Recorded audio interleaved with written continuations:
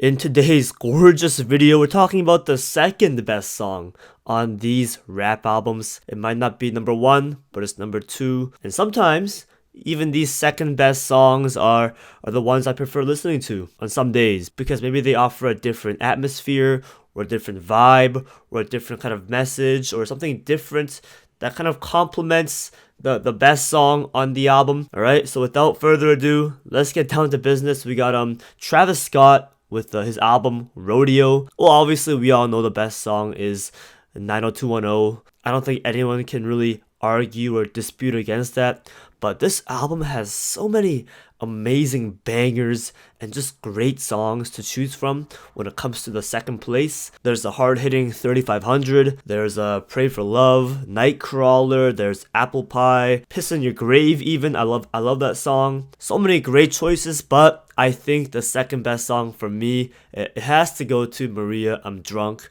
First of all, the features are phenomenal. You get Young Thug with this beautiful melodic singing. Some of his best vocals, in my opinion, are on this song. But then Justin Bieber absolutely steals the show for me. I think his verse is so catchy. Production's great. The energy is great. Just a fantastic late night song that you can just enjoy while you're, working late or training late or doing whatever late at night. Alright, we also have Kendrick Lamar with Mr. Morale and the Big Steppers. I think the best song on this album is Father Time, a song obviously about fatherhood and Kendrick's own relationship with his dad. But I think when it comes to the second best, it has to be Savior. Not only is the production and the vocals and the singing all fantastic, the song also has a really great message about Kendrick telling everyone to not pedestalize these celebrities, but also it's Kendrick not wanting to be everyone's role model all the time. He's also a human being. He just wants to be himself and create art and not be forced upon this status of being everyone's musical savior.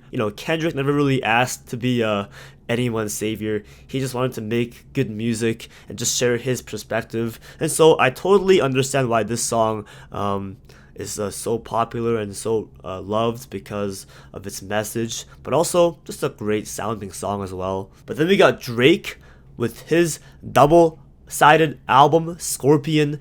And we all know Nice for What is the album's crown jewel, that Lauryn Hill sample, the beautiful vocals and the production and everything. However, the race for second place is very hard to find out. Is it God's Plan? Not really. Is it In My Feelings? No, even though that is a great song.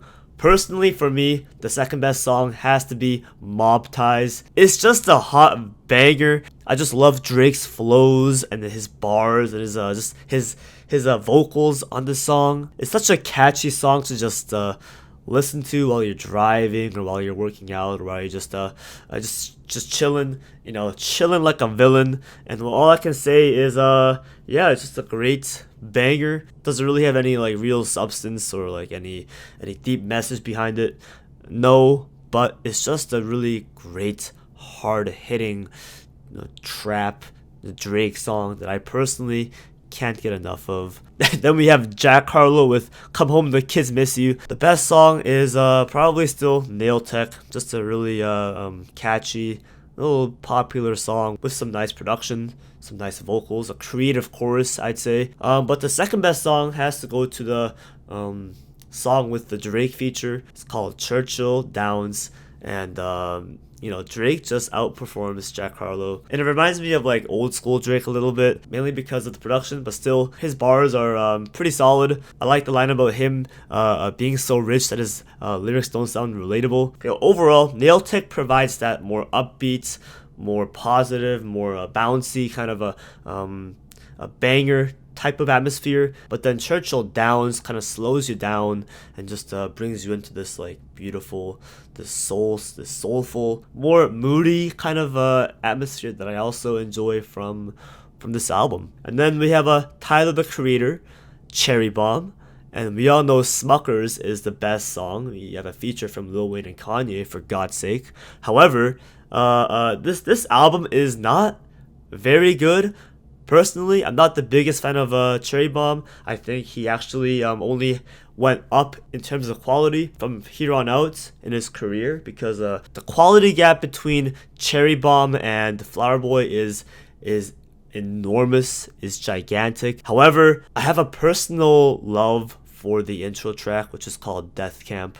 I think the song is actually very hard hitting. I love the creative kind of industrial production on here, and you can kind of see how this song will, you know, affect a lot of the more hard hitting songs in Tyler's catalog in the future, because it has like the elements. It's like the blueprint for these later hard-hitting songs like I Ain't Got Time. And overall, I just have a love for this song. I don't know, I can't really fully explain it. It's kind of catchy. It's a lot of fun, right? We have Kanye West with the Yay. Ghost Town is the best song. I don't think anyone can really dispute or argue against that, but there are so many contenders for the second place. Of course, there's Violent Crimes, there's Wouldn't Leave, there's the intro. The whole album is basically just fighting for that second place spot. But personally, for me, I have to give it to Yikes. Kanye has this aggressive demeanor on this track, and I love every single moment of it. The bars, the flows, this menacing production, everything about it is fantastic. I especially love that line about we could be in North Korea, I could smoke with Wiz Khalifa. Even though it's a song that touches on Kanye's bipolar disorder, there's still some fun moments like that. You have no idea how many times I've listened to this song just driving around from back and forth from work. I give it the Korean Einstein seal of approval. And then we have XXXTENTACION with his album 17. The best song has to be Jocelyn Flores for me, but the second best song is very close.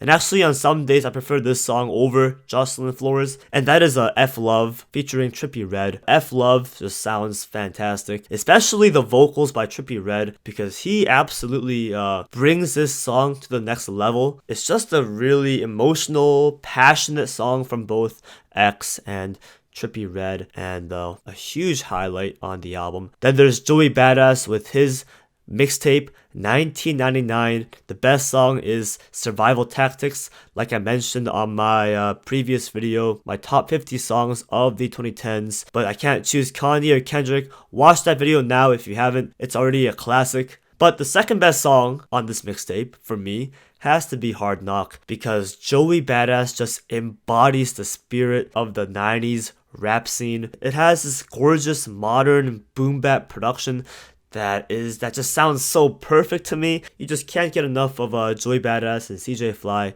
rapping about, you know, the issues in our society today. But next we have Pusha T with It's Almost Dry. The best song, of course, is Dreamin' of the Past featuring Kanye. That song is really something special. One of my personal favorite tracks of the 2020s decade. However, the second best song is kind of hard to choose, because there's Diet Coke, there's Neck and Wrist, but ultimately I went with Let the Smokers Shine the Coops. Pharrell Williams did an absolute bang up job producing this song, because it's so hard hitting. It's such a beautifully created track. I would say it's the most hard-hitting song on the entire album. And plus, you just get that creative Pharrell touch when it comes to the production. And Pusha T's performance is absolutely riveting. He has this cold-hearted demeanor to his flows, to his lyrics, and he always manages to deliver on his verse. Then we have J. Cole with For Your Eyes Only. The title track is possibly the best song on the album. However, Change comes really close, and on some days I think this song might be even better. It's like a back and forth, but Change, the reason why it's such a highly rated J. Cole song for me is because he's able to masterfully articulate the struggles and the issues in black communities, and it just leaves this lasting impact on whoever listens to it. This song is just the perfect showcase of J. Cole's talent. But then Denzel Curry with Taboo. For me, the best song is probably Clout Cobain. It's kind of a basic choice, I know, but still, just personally, I love that song quite a bit. However, a really close second And maybe just like a change could be first place is this song called Sirens on the same album. This song actually features vocals from Billie Eilish on the chorus, and also a gorgeous feature from JID, Jid. Can you imagine Denzel Curry and JID on a song together? And of course, it's gonna be a banger. It's gonna be an amazing, perfect song, okay? But Sirens, much like Change, really highlights the issues and the struggles of, America today, whether it's police brutality or gun violence. And if anything, this song just proves that Denzel Curry is one of our generation's most consistent and one of our most talented and creative rappers. And I hope he keeps making thoughtful and creative songs like this one. Brockhampton with Saturation. The best song for me is Heat. Yeah, it's a domestic abuse hit, but that's why I love it. However, the second best song for me is gonna go to the groovy, the more mellow, the more catchier song, Gold. Listen, I could have went with Star, I could have went with Milk or Face, or even the Bareface outro Waste, or even a song like Swim. But Gold just has that creative, classic Brockhampton feel to it that I just can't seem to get enough of, And yeah, it's just a very dancey, just a very catchy song with a lot of great performances from the whole crew, from Matt Champion to Amir Van to Merlin. Overall, just a really fun song you can listen to. That's kind of like a nice, cool down from Heat, right? And then finally, I know it's not really a rap album, but I have to mention this Joji song, No Fun, off of Ballads 1. The best song from this album is, obviously, no question, Slow Dancing in the Dark. But No Fun offers this different perspective, this more upbeat yet bittersweet song about, just Joji driving around feeling lonely because all of his friends have left him, because of his busy lifestyle. He has no friends to hang out with. And even after he's done having his fun or going on tour or busy with his, rich, popular, famous lifestyle, when he comes back to hang out with his friends, now they're all busy. They're all back to their lives, pretty much. But for a track called No Fun, it's actually a lot of fun. And that will conclude my video on the second best songs from these rap albums, excluding Ballads 1, which is obviously more of a pop album, more of a lo-fi pop R&B album. However, that is the video. Let me know your thoughts on the second best song from these albums down in the comments below. Alright, love you, and I'll see you in the next one. Peace out.